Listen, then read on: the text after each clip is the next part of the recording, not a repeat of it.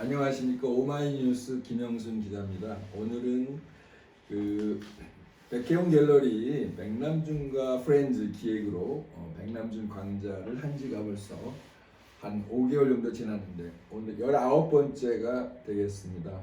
그래서 오늘은 인트로와 함께 제가 5년 전에 백남준 취재를 위해서 갔던 뉴욕에 대한 이야기도 같이 한번 해보도록 하겠습니다. 입춘대길이라는 말도 있는데 참 아름다운 말입니다. 그래서 봄이 오면 우리가 큰 기대를 하죠. 그래서 한번 모든 사람들에게 서로의 새로운 시작과 다짐을 이렇게 덕담으로 나누는 참 좋은 그런 인사말인 것 같습니다. 그래서 여기 간단하게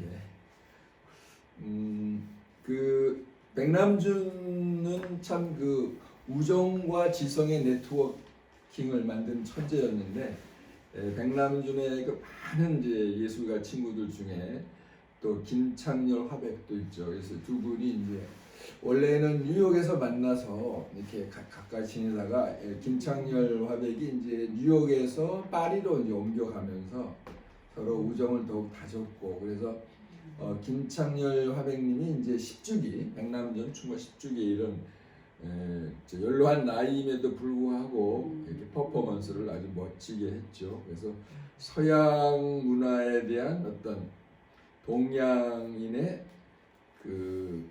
전복을 이렇게 아주 상징적으로 표현한 작품이라고 할 수 있겠습니다. 이건 이제 갤러리 현대에서 그때 10주년 백남준 추모 10주년 기념 때 이제 그때 오셔가지고 이렇게 퍼포먼스를 하신 겁니다. 네네. 두 분이 보면 굉장히 이제 인간적인 작가 뭐라고 할까요? 서로 뭔가 잘 통하는 이제 그런 면모를 이제 보여주고 있습니다. 자, 여기 이제 인트로에 하나 들어갔는데, 최근에 백남준은 시사 문제에 대해서 누구보다 관심이 많았어요. 그래서 저도 약간 좀 백남준 흉내를 내느라고 시사에 대한 거 한 가지 추가했는데, 최근에 블룸버그라는 이제 신문사에서 이런 이제 기사를 냈습니다. 세계 경제 혁신 지수라는 게 있어요. 그러니까 앞으로 가장 경제 발전의 가능성이 높은 나라를 이제 하는 거거든요. 1위가 이제 한국이고, 여기 보면 First South Korea 나와 있죠. 2위가 싱가포르. 그 다음에 이제 유럽에서는 스위스가 굉장히 개혁적인 이제 그런 나름대로 발빠르게 움직이죠. 그리고 유럽의 강국이 이제 독일이 4위가 되겠습니다. 그리고 핀란드 같이 작은 나라들도 이제 8위에 올라가 있고, 그러나 미국, 영국, 프랑스 그리고 일본은 여기 이제 끼지를 못하고 있죠. 저는 이제 우리나라가 이런 발판을 만든 것은 백남준과 김대중 덕분이 아닌가, 큰 게 아닌가 싶어요. 이제 2000년에 백남준이 호랑이는 살아있다 이러면서 이제 한국인에게 굉장한 자신감 넘치는 그런 메시지를 담은 작품을 이제 선보였는데, 그것이 그냥 지나가는 말이 아니고 실제로 그런 것이 조금씩 구현되고 있죠. 그래서 어떤 기마민족의 위용이라고 할까요? 이제 스키타이 계열의 단군이란 작품도 있지만, 그래서 쭉 이어진다고 볼 수 있겠습니다. 이 작품이 바로 이제 이 작년에 백혜영 갤러리에서 열린 백남준 전시 중에 호랑이는 살아있다, 이 작품이 여기에 지금 선보이고 있습니다. 그래서 백남준은 이제 쉽게 말하면 우리에게 길을 넣어주는 사람이다. 우리 민족이 이제 사실 20세기는 우리가 너무나 많은 역사에서 고통을 많이 당했죠. 전쟁과 분단과 식민 시대, 이런 시대를 이제 우리가 어렵사리 이제 이겨냈는데, 21세기에는 이제 한국이 큰 역할을 할 것이고, 20세기에는 원래 유태인들이 문명사에서 큰 역할을 했지만 21세기에는 이제 한국이 그 바톤을 받아가지고 우리가 해야 된다. 그래서 이제 이거를 이제 우리 흔히 길을 넣어주는 사람이라는 말이 있어요. 애니메이터. 그래서 백남주는 우리에게 그 새로운 삶과 용기, 삶의 길을 에너지를 넣어주는 사람이었다. 그런 이제 예술가로 볼 수가 있겠습니다. 그러니까 이게 백남주는 이제 당군을 하나의 시험원으로 보고 신화적인 언어로 이제 우리에게 강렬한 그런 메시지를 남겼는데 이 음향의 조화를 통해서 우리가 새로운 길을 얻죠. 마찬가지로 남녀의 어떤 통정을 통해서도 마찬가지고 이 백남주는 예술적 상상력을 통해서 우리에게 길을 넣어준다. 하나의 뭐 신령과 같은 존재로서 이제 지금 우리 앞에 와 있는 거죠. 그래서 자꾸 우리 주변의 4대 강국들은 이제 한국을 자꾸 토끼로 만들려고 하지만 그럼에도 불구하고 우리나라 큰 가능성 아직 물론 분단이라는 문제가 큰 과제로 남아 있습니다. 그리고 한반도는 사실 세계의 갈등과 모순의 십자가를 대신 지고 한국의 문제, 한국의 평화, 한국의 분단 문제가 해결되면 세계 평화가 지름길이 된다는 건 누구나 다 알고 있는 사실이죠. 어쨌든 간에 백남주는 그 한국인의 풍부한 종교성, 그런 다양한 어떤 그 영성을 비벼가지고 하나의 예술로 승화시키고 우리에게 어떤 그 신기와 그 다음에 샤만의 전승, 선불교적인 상상력, 그런 또 부처와 같은 동아시아의 예술가가 되었다 하는 것을 말씀을 드리면서 이제 질문을 한번 해보겠습니다. 이거는 뭐 여러 번 질문했는데 백남주 왜 그렇게 과격한가? 퍼포먼스 할 때. 그게 이제 사실 질문일 수 있어요. 근데 답은 없어요. 답은 없는데 그래서 이제 동양에서 하도 그 퍼포먼스를 과격하고 뭐 이제 그 뭐라 그럴까요? 자기 전혀 이제 예상하지 못하는 것들이 많기 때문에 백남주를 동양에서 온 문화 테러리스트라는 별명을 붙일 정도였어요. 근데 이제 여러 사람의 분석이 있는데 이게 백남준이 식민시대를 경험했기 때문이다. 식민시대의 그 지옥과 같은 상황을 이제 그 담아두었다가 그것이 예술적인 표현으로 아주 그 절규하듯이 그런 몸짓으로 표현했다는 이제 그런 평가가 있거든요. 근데 저는 그게 어느 정도 타당성이 있다는 생각을 하고 있어요. 그리고 두 번째 질문, 한류는 어디서 오는가? 그래서 우리가 흔히 이제 한류의 원류로 백남준을 들고 있는데 사실 백남준 이전에 우리는 가무를 즐기는 가무에 능한 민족이라는 말이 있어요. 그래서 우리는 오히려 철학을 가무를 통해서 춤과 노래를 통해서 하는 그런 이걸 이제 현묘하고 현묘의 미라고 하죠. 현묘의 미, 신비하고 깊고 묘한 그러한 어떤 생명력을 가지고 있는 이제 철학이다. 근데 이제 풍류에서 나왔다고 할 수 있는데 이 풍류가 도가 되려면 이제 거기 깊은 철학이 담겨야 되겠죠. 그래서 풍류에서는 유불선이 융합이 되는 것을 말하거든요. 그래서 이제 그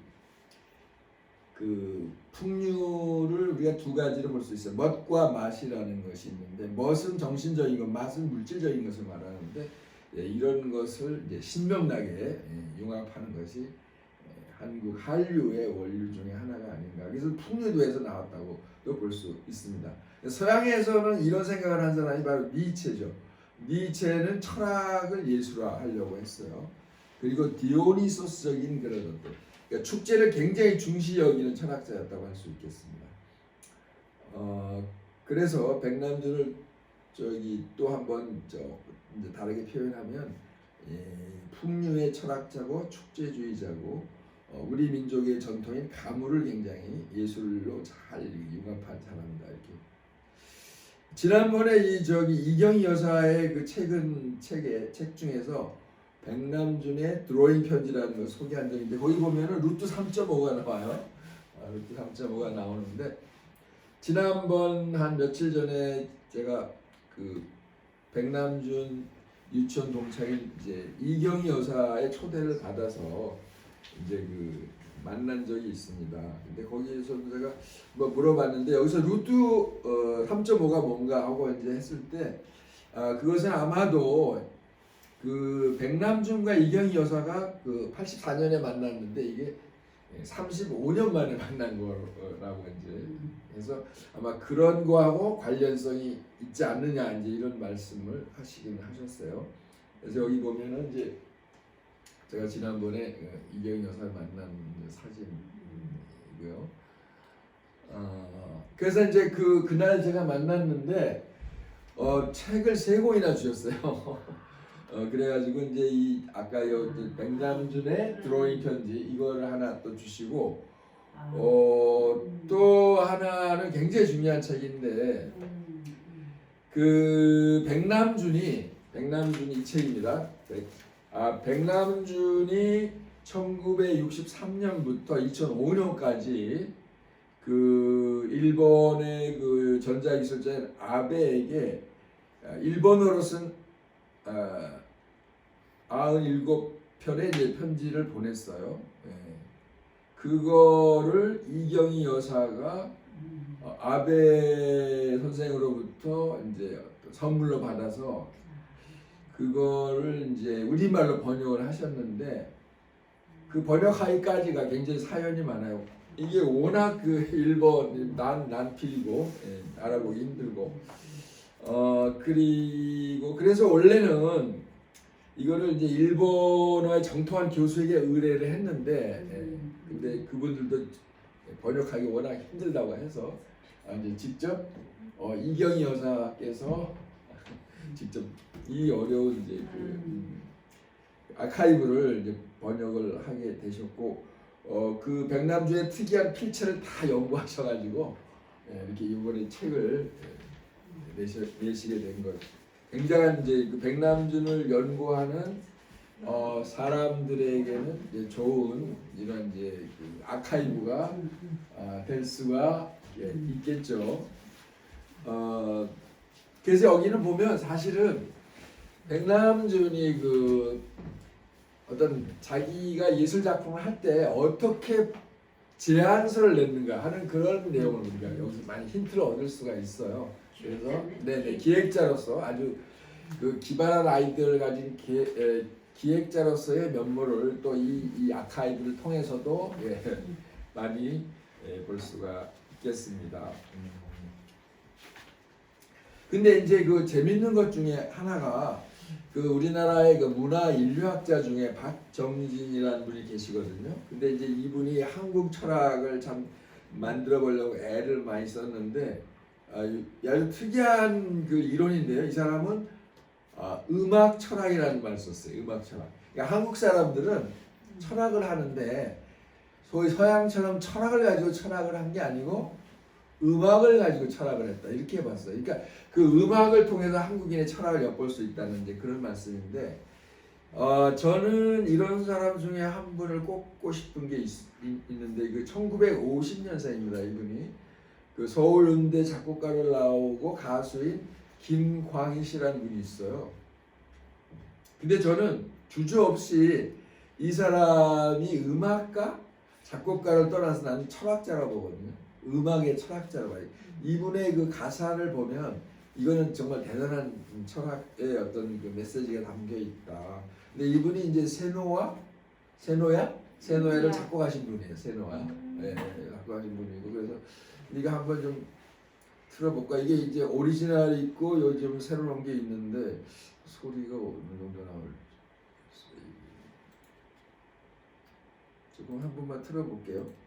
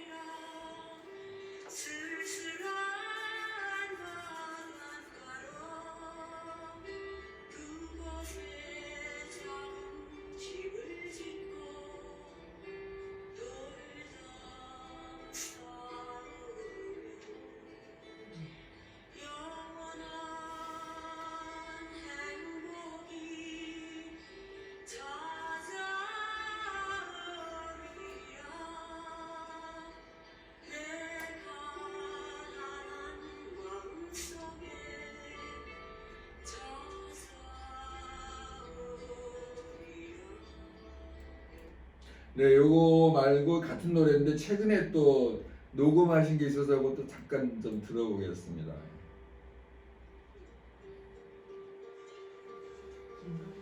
이분인데 사진에 보면 1950년생이에요. 노래가 너무 좋아요.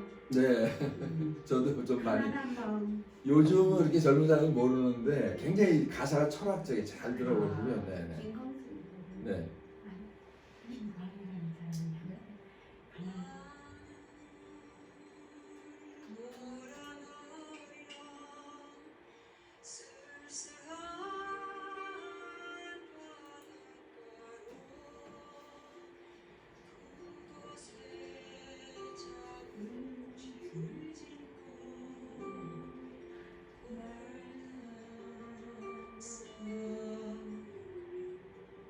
말이라는 사람이 노래 많이 불렀어.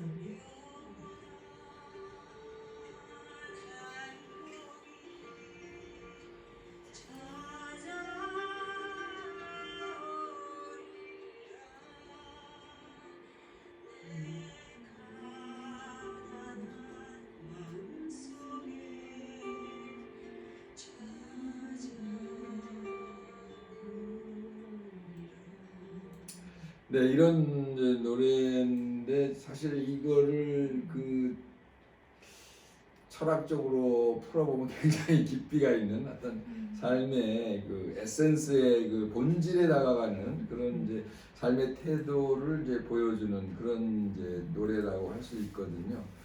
그래서 이게 한국 사람들이 이제 철학을 이렇게 음악으로 했다 이제 그런 이제 박정희 선생님의 이제 주장인데 저는 굉장히 이거 참 어떤 기발한 어떤 착상이 아닌가 이런 생각을 하고 있습니다.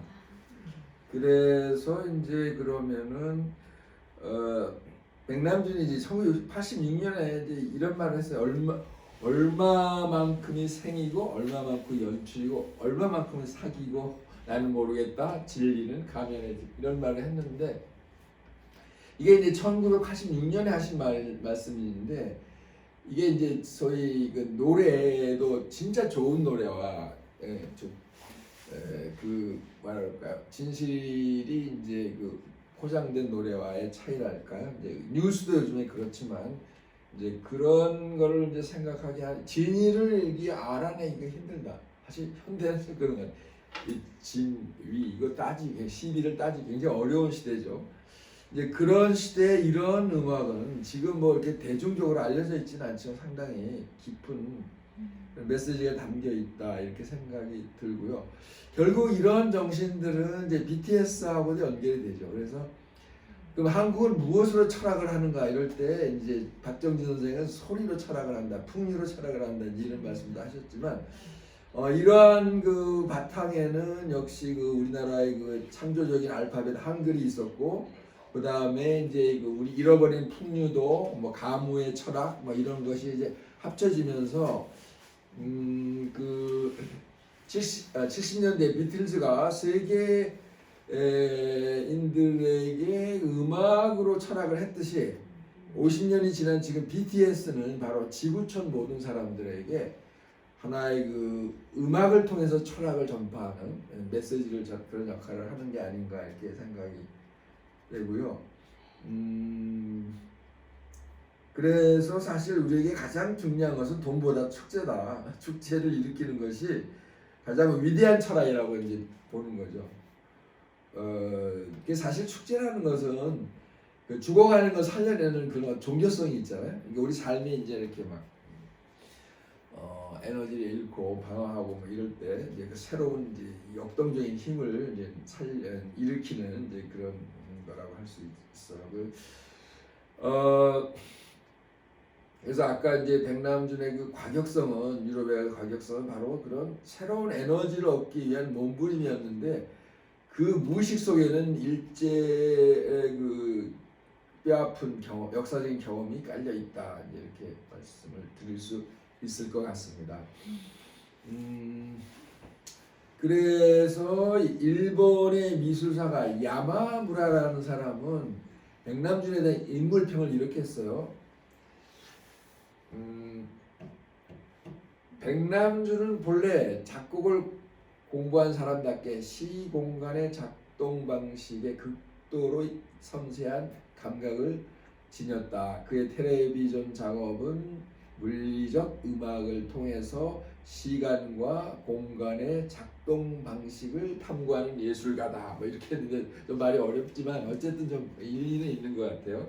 그러니까 백남준이 항상 그 고민한 건 역시 시간의 문제, 그다음에 이제 또 공간의 문제, 그리고 단순히 그냥 우리가 기하학적인 음악보다는 물리적인 음악, 이런 이제 물리적인 음악이라는 것은 어떻게 보면은 전자공학과 예술을 합치는, 서로 융합하는 이제 그런 의미라고 볼 수 있을 것 같습니다.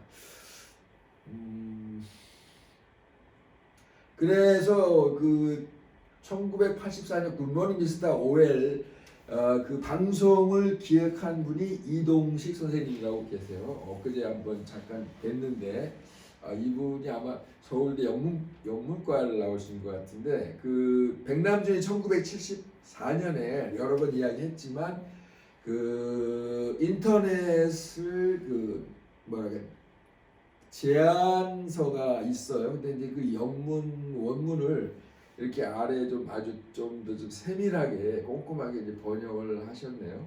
그래서 여기다가 이제 올려봤는데요. 뭐 내용은 생략하도록 하고 하여튼 이것이 그 전자 초고속도로의 그 제안서면서 1974년에 이제 인터넷이 이제 본격적으로 시작하는 하나의 그 시발점이 되었고 또 백남준은 1973년 1년 전에는 1인 미디어 시대를 이제 예언하기도 했습니다. 그리고 이제 2000년에 가서 이제 그 구겐하임에서 해고전 할 때 이제 모습이죠. 이제 그때는 이제 그 뇌졸중으로 인해서 몸이 많이 불편했지만 자기 인생을 뭔가 이렇게 돌아보는 내가 과연 어떻게 흐뭇한 모습을 보이시기도 하면서 참 안 됐기도 하고 이런 이제 모습들을 쭉 여기서 좀 보여줄 수 있네. 근데 하여튼간에 그러나 백남준은 굉장히 신중한 낙관론자였기 때문에 미래를 이제 밝게 보고 미래가 지금이 바로 미래다 이런 유명한 말씀을 남기셨죠. 근데 이영철 선생님이 이제 그 우리나라가 이 백남준에 대한 태도에 대해서 항상 좀 아쉬움을 남기고 있어요. 그래서 지금까지 지금 새로운 예술이 하는 모든 것이 결국 보면 일찍이 백남준이 예견하고 실험을 했던 그 범위 안에 있다. 그래서 우리가 백남준은 초국가적 장기 프로젝트로 연구를 해야 하는 과제다. 뭐 이런 말씀 하셨어요. 근데 이제 지금 보니까 국립현대미술관에서 내년부터 5개년 계획으로 백남준 작품을 이제 계속 발표할 예정이라고 하니까 어쨌든 이제 여기에 좀 근접하는 것이 아닌가 하는 생각을 이제 굉장히 좋은 소식이라고 생각을 합니다. 요거는 이제 사진인데요. 요게 이제 혹시 아실 거예요. 이제 이게 그 칼 솔웨이 칼 솔웨이 갤러리이죠. 이제 이게 신시내티에 있죠. 이제 요거는 그 앤디 워홀도 공장이 있었지만 백남준도 제작 공장이 바로 여기 있어서 86년부터 91년까지 여기서 많은 작품을 하셨어요. 근데 93년에 베니스 작품도 다 여기서 사실은 만든 거였죠.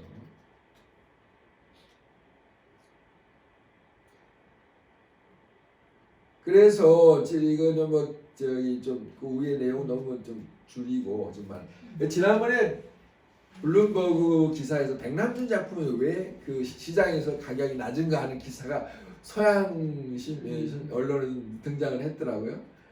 그래서 이제 사실은 지금 현재 가고시안 그 전속 작가이기도 하고 굉장히 세계적인 미술사에서 기여를 했는데 실제로 보면 미국의 저명한 뭐 라우젠버그 가격이 10분의 1 정도로 팔리고 그 예술성의 중요성에도 불구하고 수집가들이 그 예술사적 인식이 부족하고 또 그 공격적인 갤러리 지원이 없어서 이제 가격을 못 받는다 이제 이런 기사가 나왔어요. 우리하고 생각이 너무 이제 비슷한 내용이에요. 근데 제가 이제 간단하게 평을 하면 그 백남준 작품과 피카소 작품은 다르다. 피카소 작품은 어떤 그 보물 같은 개인의 소유물이 될 수 있지만 백남준은 인류를 위한 문화유산과 같은 그 아주 좋은 아이디어를 담고 있는 작품.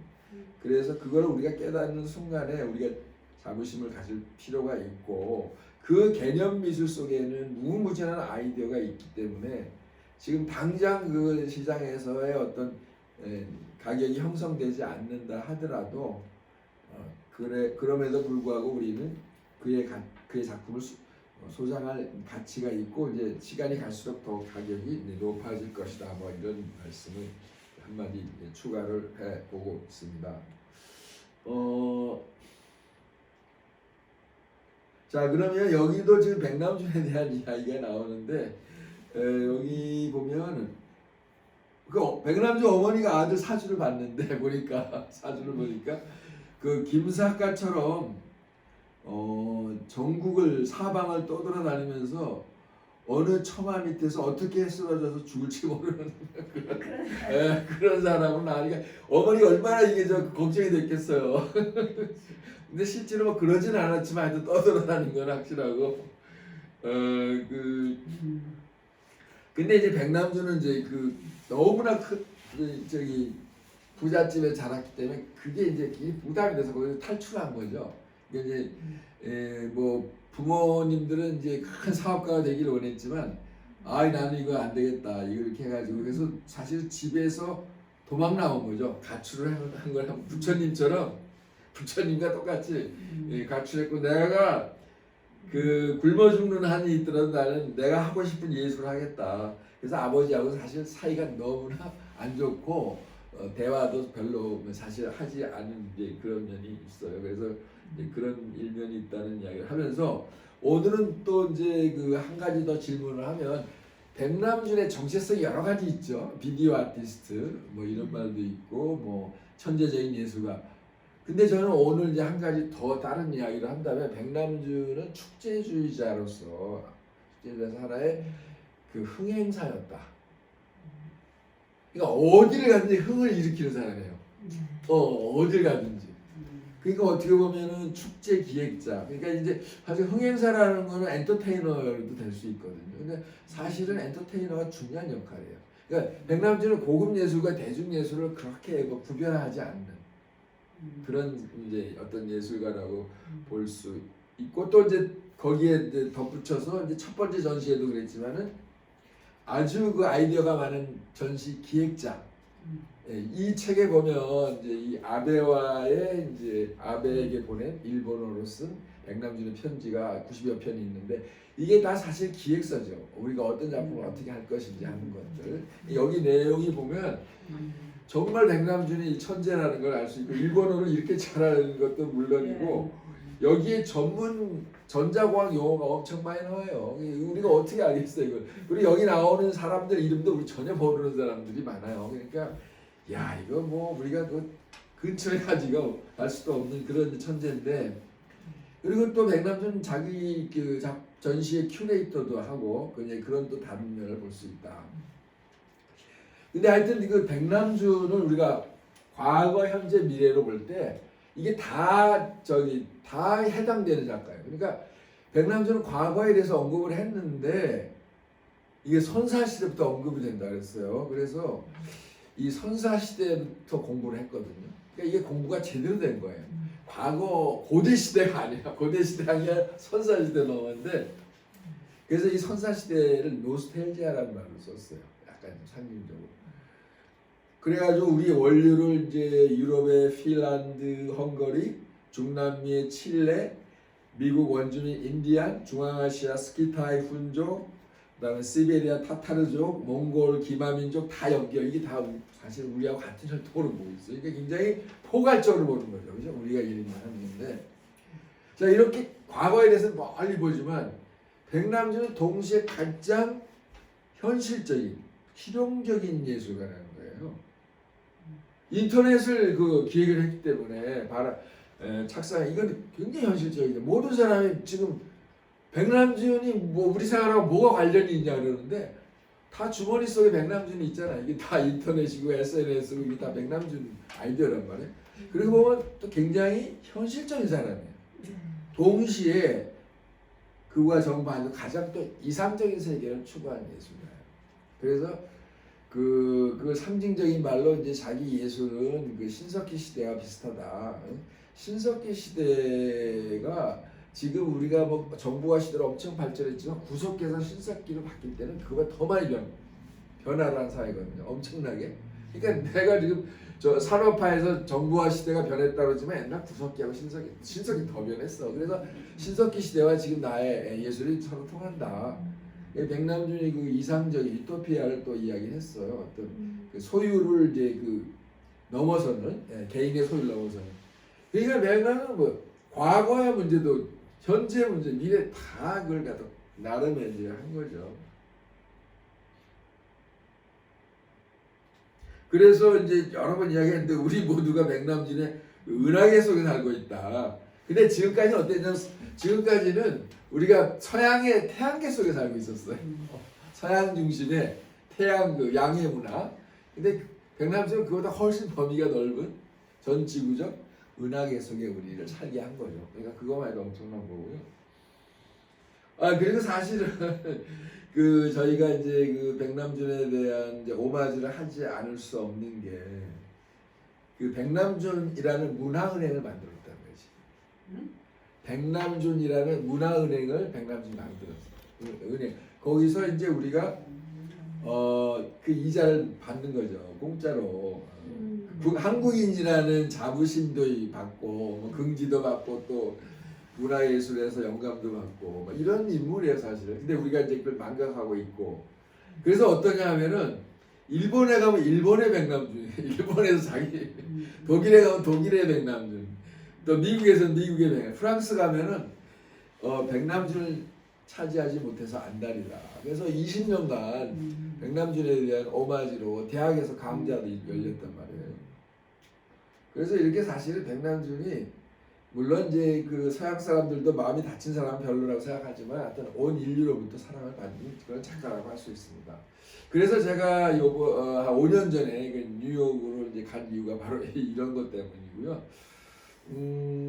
근데 재밌는 거는 백남준은 내가 이 세상에 태어나기 전에 나는 누구지? 이걸 묻는 사람이에요. 내가 이 세상에 태어나기 전에 나는 뭘까? 뭐 전생일 수도 있고 이런 것까지 질문을. 그러니까 그 질문의 그 스케일이 엄청난 거죠. 우리가 그 뭐라고 상상할 수 없을 정도로 대단했어요.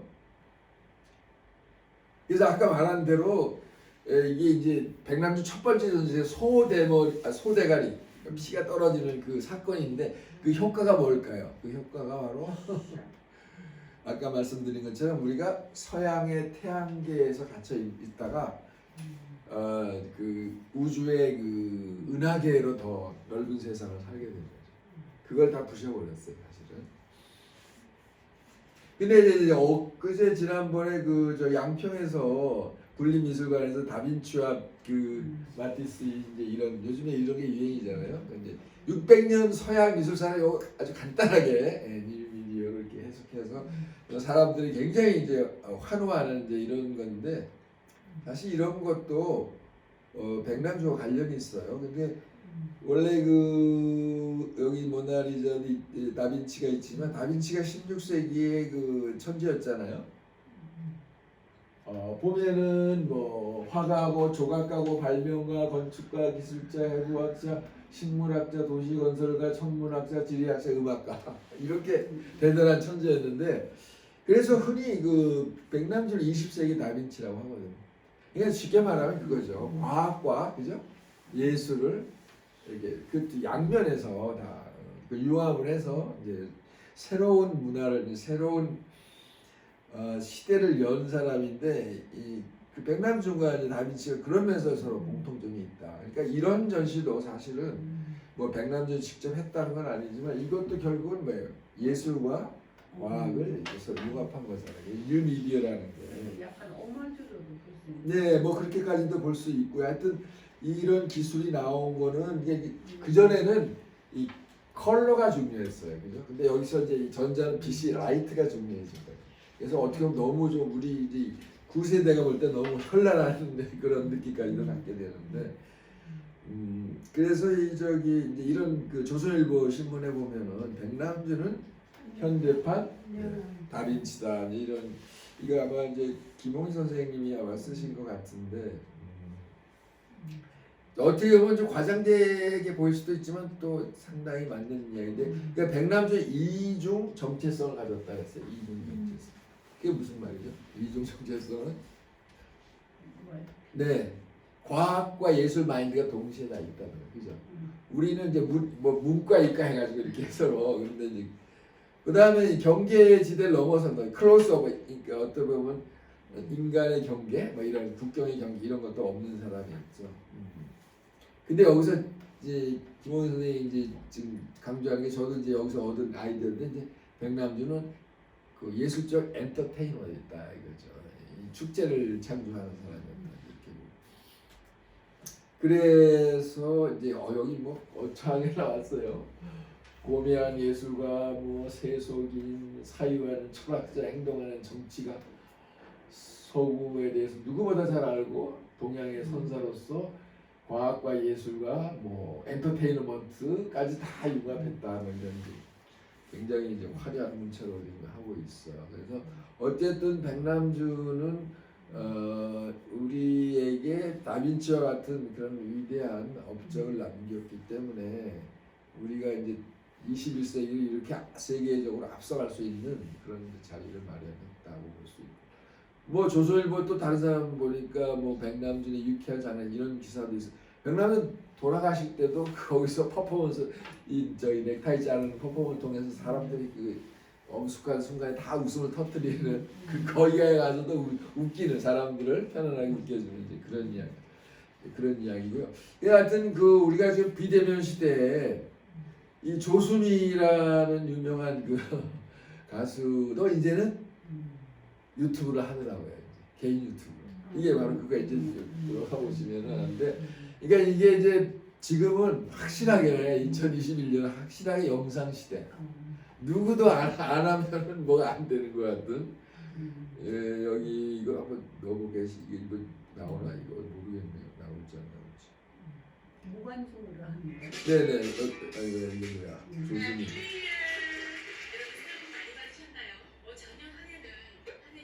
유튜브를 지금 개인 유튜브.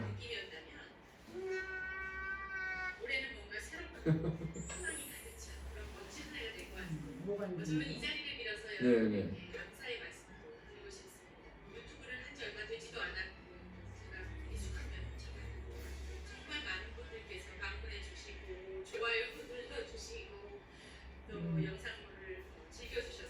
좋아요 눌러주세요.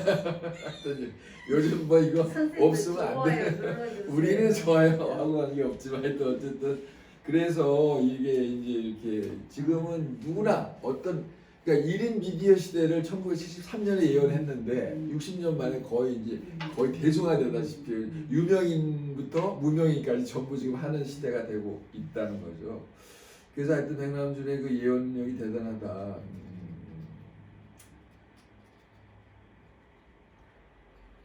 근데 이제 여기서부터는 시간이 벌써 많이 지났는데 여기서 그동안 이제 백남준의 여러 가지 그 뭐 유명한 이제 그 명언들을 이제 우리가 한번 정리했는데 여기서 빠진 걸 몇 개 있어서 좀 추가를 하고 오늘 본론은 2부에 들어서 이제 하려고 하거든요. 그래서 좀 오늘은 조금 길 수가 있어요. 왜냐하면 이제 다음 20강에서 이제 이게 강좌가 이제 일단 마무리가 되기 때문에 좀 이제 아쉬움이 있어서 좀 들어갔는데 하여튼 그 백남준의 그 이제 그 어떤 그 모델이 되는 사람 징기스칸인데 징기스칸과 백남준의 차이가 여기서 극명하게 드러나요. 징기스칸은 뭘까요? 예, 범영토 제국주의. 범영토 제국주의. 백남준은 뭐죠? 네, 탈영토 제국주의. 다르죠. 우리가 말이 비슷한데 달라요. 그러니까 범영토 제국주의는 폭력을 쓰는 거죠. 정복을 하는 거죠. 무기를 가지고 싸워서 이렇게 자기가 영토를. 백남준 탈영토 제국주의 이거는 영토를 차지하지 않고도 전 세계를 지배하는 평화적인 방식이에요. 하나는 전쟁의 방식, 하나는 평화의 방식. 그러니까 평화적으로 전 세계를 지배하려면 어떻게 해야 되죠? 문화적으로. 그렇죠. 문화적으로. 그러니까 어느 나라보다 높은 수준의 정보와 지식을 가지고 세계를 지배하는 왕족이죠. 그러니까 사실은 뭐 백남준이 그 징기스칸을 굉장히 좋아했는데 그렇다고 해서 그 폭력적인 방법을 쓰는 건 아니었고요. 백남준은 철저하게 평화적인 방식으로 그 샤만 킹이라고 이제 그래서 당군도 이제 그런 무당 샤만으로 봤거든요. 이게 아주 굉장히 그러니까 뭐냐면 지금은 세계를 지배하려면 우리 그 사이버 영토가 있잖아요. 그걸 많이 차지하면 그게 우리나라 같이 조그만 나라도 그 사이버 영토를 크게 차지할 수 있잖아요. 왜냐면 정보와 지식이 많으니까. 가장 앞서는. 클라우드요? 네, 클라우드 뭐 그런 거에 좀 비슷한. 많이 우리 과장님도 많이 저도 잘 모르는 거에 다 아시네요. 하여튼 어쨌든 그런 클라우드 무슨 그런 요즘 말하는 그런 거하고는 통하는 이제 그런 거라고 할 수 있습니다. 아니 너무 아니 네 신선한 또 말씀이죠. 저도 좀 좋네요. 그 클라우드. 모를 것 예, 같은데 예, 예. 잘하시네. 그 저기 하드랩에 이 클라우드가 있듯이 이 사이버 공간에 정보와 지식이라는 클라우드가 쫙 깔려 있으면 크잖아요. 그러면은 뭐 얼마나 세계를 그냥 호령하는 거죠. 뭐 칼로 갖고 하는 게 아니고 지식으로 이 저 브레인 파워로 하는 거잖아요, 그죠? 브레인 파워로. 아 근데 요거는 꼭 한번 읽어. 요거 보여요? 읽어? 네네. 네, 한번 보실래요? 문학을 통해 우리의 다른 삶들이 어떠한지를 끊임없이 살펴야 하고 우리의 삶이 어떠했는가를 알기 위해 역사를 공부하지 않을 도리가 없으며 나아가 근본적으로 우리의 삶이 무엇인가를 알기 위해 철학을 소홀히 할 수 없는 것이다. 이곳을 더 합친 학문이 바로 인류학이다. 그러니까 지금 우리가 공부해야 되는 게 사실은 이 세 가지 그래서 네 가지가 되는 제일 그러니까 물론 이제 저 현대 그 테크놀로지도 배워야 되지만 사실 제일 중요한 공부는 이제 문학을 통해서 그 우리의 인생을 돌아보는 거죠. 그러니까 어떤 인생 상담이라는 말도 있지만 이 문학에 우리가 소설에 보면 거기서 모든 게 다 나오잖아요. 우리 인생이 뭔지, 삶의 의미가 뭔지 그런 거 나오고 그 다음에 우리가 꼭 알아야 되는 게 역사예요. 역사를 모르면 그게 개인이 됐든 가정이 됐든 국가가 됐든 공동체가 세계가 됐든 자기 역사를 알아야 예를 들면 가정에서도 우리 아버지는 어떤 분이었고 뭐 좋은 점도 있고 나쁜 이런 걸 알면 자녀들이 그걸 듣고 이런 거는 해서는 안 되고 이런 건 더 발전시키고 이걸 아는데 계보학이 없어. 물론 우리 옛날 족보가 있었죠. 족보가 있었지 이렇게 역사 교육을 제대로 안 했잖아요. 그러면 그 가정이 그 이어지지가 끊어지는 거잖아요, 그죠? 그리고 또 하나는 이제 인생 이 삶에 대해서 알기 위해서 철학을 해야 되거든요. 철학과 역사는 뭐 옛날에 조선 시대에는 그 왕자들이 여러 명 있죠. 왕이 되는 사람만 역사를 가르쳤어요. 왕손 인사 같은 왕이라도 다음 왕이 아니라 저 철학 아니 역사를 안 가르쳐. 역사를 안다는 건 이 세계 정보를 안다는 거예요. 그래야 지도자가 돼. 근데 지금은 누구나 공부할 수 있어요. 뭐 그 왕손이나 뭐 왕이 계승자 상관없이 누구나 하죠. 그러니까 제일 중요한 공부는 이제 철학하고 역사예요. 그건 뭐 개인 국가. 그런데 지금 21세기에 와서는 철학과 역사가 그 어떤 문제의 해결을 답을 못 해요. 그래서 나온 게 뭐가 있냐면은 바로 인류학이라는 게 있어요. 인류학은 그 속에 철학도 들어가 있고 역사도 들어가 있고 민속학도 들어가 있고 그래서 최근의 세계 문제에 대해서 가장 정확한 답을 내리는 것은 인류학자예요. 프랑스의 클로드 레비 스트로스 같은 사람은 이제 서양 문화가 뭐 우월하고 동양 문화는 그거 잘못된 거라고 야만이라고 주장하는 것 자체가 야만이라고 서양 사람들이 다른 문화에 대해서 야만이라고 말하는 것 자체가 야만이다 이렇게 그러니까 공부를 정말 많이 하면 그 생각을 바꾸죠. 유럽 사람들이 우월하다는 생각 이게 이제 없어지는 거거든요. 이분이 그 선사 시대 뭐 그래서 브라질에 가서 그 원시림에 가서 연구를 직접 했거든요. 해보니까 지금 발전 옛날에 벌써 이미 그 선사 시대나 고대 시대 이미 많이 발전했다는 거예요. 지금 뭐 별거 아니라는 거죠. 그래서 이제 백남준이 인류학을 통해서 예술한 이유가 바로 여기에 있어요. 인류학을 통해서 예수를 접근했을 때 가장 정확한 답이 나오기 때문에 예. 그래서 백남준 예술이 어렵다 그렇게 말을 하죠. 그다음에 백남준이 이제 독서광이라는 건데 보통 새벽 4시까지 책을 읽고 이러다가 배가 고프니까 심지어 택시 타고 맨하탄 32가에 한국 음식점 찾아 비빔밥 파전을 그냥 뭐 미친 듯이 먹었다. 그러면 막 그 저기 관장님들 그런 모습 보셨다고 얼핏 들었는데 예, 그 이제 전 그 새벽 4시까지 책인데 책을 많이 읽는 사람은 이길 사람 없어요. 그래서 그게 굉장히 무서운 거거든 책 읽는 게. 우리는 안 읽지만 잘 하여튼 책을 많이 읽어야 된다는 거. 그래서 그렇고 그다음에 이거 뭐 너무나 잘 아는 뭐 외모에 신경 안 쓰고 뭐 눈곱이 끼고 그것도 관장님도 잘 아시더라고요. 경험을 많이 하셔가지고 그 다음에는 뭐 이게 지금 시간이 별로 없어가지고 하여튼 그 백남준 또 그 시사의 밝은 예술가라 그랬죠. 시사의 밝은 액티비티스인가 뭐 시사가 하여튼 그래서 일간지 뉴욕 타임스부터 3개 뭐 8개의 주간지와 4개의 월간지를 돈 많이 들었어요. 근데 그게 너무 싫었는지 백남준이 인터넷을 만든 거지. 요즘 인터넷으로는 뭐 다 공짜로 나보잖아요. 뭐 어느 세계 신문을. 본인이 필요해서 인터넷 만든 거 같아. 내가 볼 때는.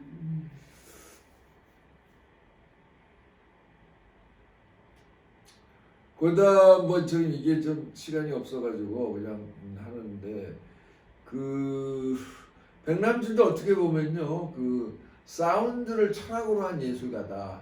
아까 그 박정진 선생이 우리나라의 철학은 음악의 철학이라고 하셨지만 백남준은 미술을 음악의 철학으로 하시는 분인데 그래서 백남준이 뭐라 신문을 잘 읽으면은 무슨 박사 뭐를 많이 받은 사람 못지않다. 그러니까 뭐냐면 이제 그 신문이라는 게 좋은 신문은 그 시대의 가장 중요한 내용을 아주 짧게 요약해서 잘 설명을 해주거든요.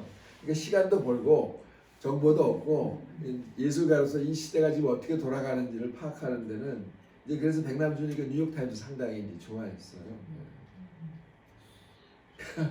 그리고 신문지로 이제 되게 재밌는 게 백남준 배탈을 이게 이제 어렸을 때부터 배탈이 잘 났거든요. 배탈 날 때 신문지를 덮어버리고 누워서 잘 때 깔고 막 이런 농담을 했어 여기 보니까. 예, 그게 이제 그 농담인데. 하여튼 그 신문을 너무 좋아했고요. 네, 이제 정보를 그러니까 정보 아티스트예요. 정보를 이제 왜냐하면 그래서 백남준이 여기 지금 아까 이야기 안 했는데 CIA 미국 CIA에서 별로 좀 약간 위험 인물이야. 그러니까 6개국을 하는 데다가 자기네들보다 정보가 더 많아 이렇게 한 개인이 그 미국의 최고 머리 두뇌들이 다 모여서 만드는 정보보다 이 개인이 만들어내는 아는 캐내는 정보가 더 많으니까 그러니까 항상 감시를 했죠. 그래서 그 백남준이 처음에 김홍희 선생하고 백남준 1980년에 만났는데 한국 사람을 안 만나려고 했어요. 왜냐하면 또 그 한국 사람 중에 이제 한국 CIA도 관련되고 미국 CIA도 관련되니까 그래서 안 만나려고 하다가 나중에 김홍희 선생은 어떻게 인연이 돼서 거기 공무원이었고 남편이 공무원이었으니까 그런 게 있어. 그다음에 이거는 뭐 저기 아버지 이야기 많이 했으니까 빼고요. 그 나는 이제 이거를 정말 하고 싶은 게 그 백남준이 그 이제 5살 무렵에 뭐 금강산을 유람을 갔대요. 이제 가족끼리 이제 그 유치원 입학하기 전에 천자문과 사서삼경 공부를 마쳤다. 야 진짜 그랬지. 옛날에 사실 옛날 초등학교 들어가기 전에 천자문 많이 했어요. 서당에서 실제로. 근데 나는 어떻게 생각하느냐? 천자문을 제대로 알면 대학 박사보다 낫다. 난 그렇게 생각해요. 그러니까 우리나라 옛날에 서양식 철수야 영이야 뭐 이런 서양식 공부를 초등학교 가서 했는데 이미 그 이전에 우리나라 전통 교육으로 천자문 미국의 뭐 박사보다 더 많은 걸 배워. 왜냐하면 천자문이 인문학이 거기에서 옛날 중국 사람들이 가장 중요한 단어 1000개를 뽑았어요. 그러니까 그게 다 개념어야. 예를 들어 천자문 보세요. 천지가 나오잖아요. 하늘과 땅이 탁 나오죠. 그다음에 우주가 나와요 벌써.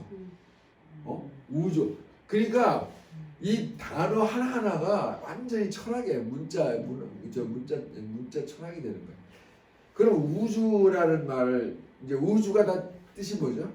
우주가 다 집이라는 뜻이에요. 우주가. 그러면 우하고 주의 차이가 뭐죠? 같은 집인데 어떤 차이가 있냐 이게. 우하고 주.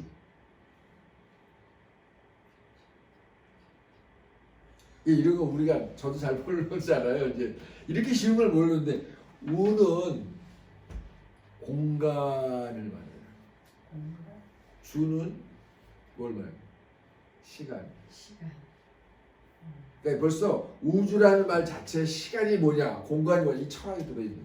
그러니까 우는 공간의 집이고 우는 주는 시간의 집인데 사실 백남주는 평생 시간의 집에 대해서 이게 뭔지 고민했거든요.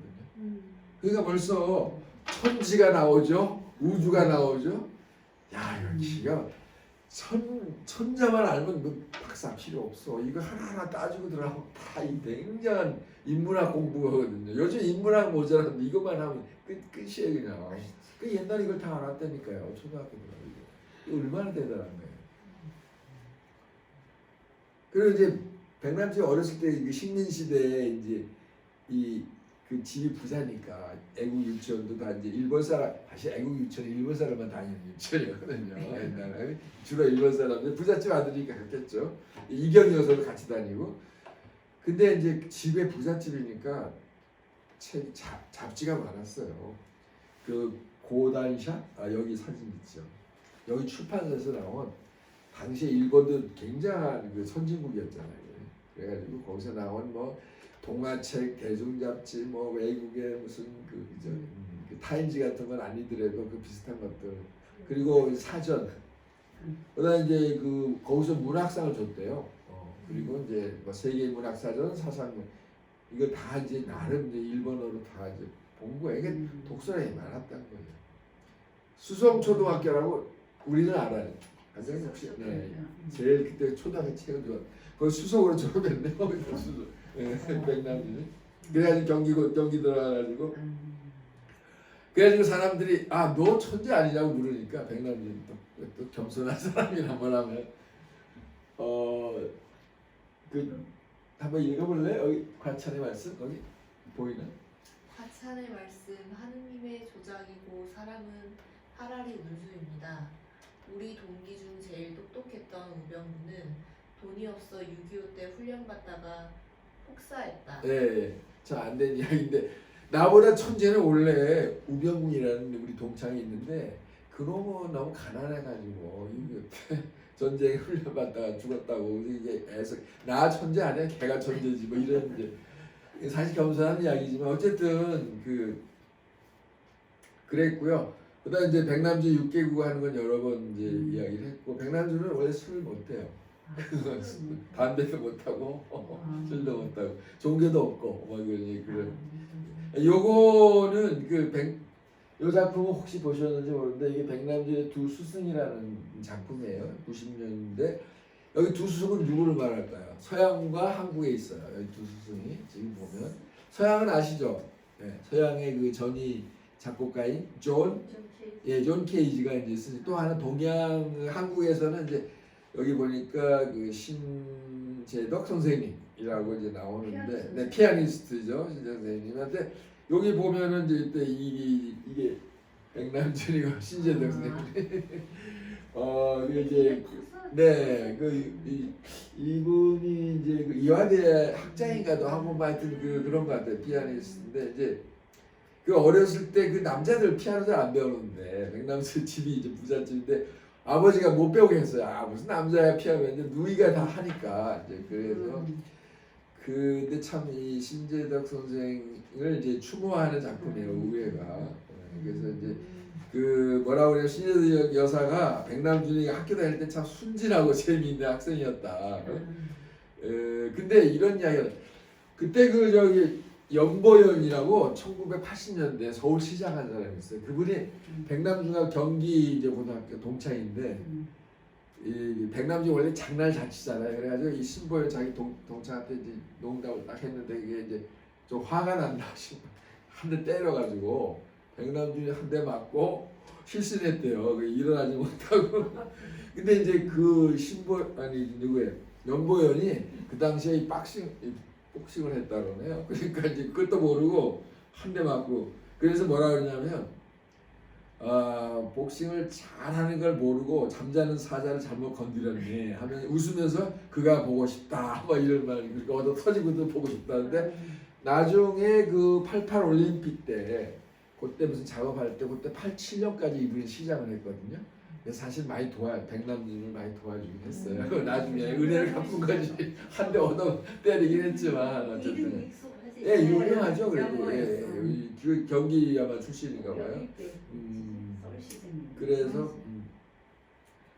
근데 이제 여기서 백남준이 아쉬워하는 거 그 당시에 우리가 그 이제 남북 문제 때문에 이념 갈등 때문에 한국의 천재적인 세 사람이 다 북한으로 아마 이제 가든가 뭐 이렇게 돼가지고 그 천재적인 그 작곡가들이 이제 사실 죽음을 당하고 불행한 뭐 간첩으로 누명서 뭐 그랬거든요. 이제 백남준이 그걸 너무 이제 아쉬워하는 거예요. 특히 이제 김순남 선생님 같은 경우는 그 지금 그 누구죠 굉장히 세계적인 작곡가가 될 수 있는 탁월한 능력을 가진 분인데 하여튼 북한으로 이제 가게 되고 이래서 거기서 처참한 이제 말년을 보냈거든요. 그래서 윤희상처럼 이제 그런 윤희상보다 더 위대한 작곡가였는데 그렇게 돼서 참 이제 백남준이 아쉬워하는 거고요. 근데 이게 프랑스에는 그 역사학파 중에 아날 학파라는 게 있어요. 아날 학파. 이 프랑스에 아날 학파가 있는데 이게 뭐냐면 역사를 기술하는 데 있어서 사건으로 기술하는 게 아니라 한 개인을 통해서 이제 역사를 기술하는 거예요. 그럼 예를 들면 저도 그래 백남준이라는 인물을 통해서 그 시대의 역사를 쫙 기술을 해요. 그러면 이제 그 어떻게 보면 정확할 수가 있거든요. 이제 그거를 프랑스에서는 아날 학파라 역사학파. 요 사람들이 이제 그건데 거기 보면은 백남준의 역사를 보면 백남준의 형, 뭐 박상희 이 사람이 왜 그 당시에 대구에서 뭐랄까 사람을 죽게 되죠. 사회주의자였거든요 그 당시에. 이게 뭐냐면 그게 1946년에 군정이었어요. 군정이었는데 그 군정에서 그 대구 시민들 같은 경북 사람들에게 식량을 갖다가 제대로 공급을 안 해줘가지고 거의 아사 상태에 빠지고 뭐 그런 일이 있었거든요.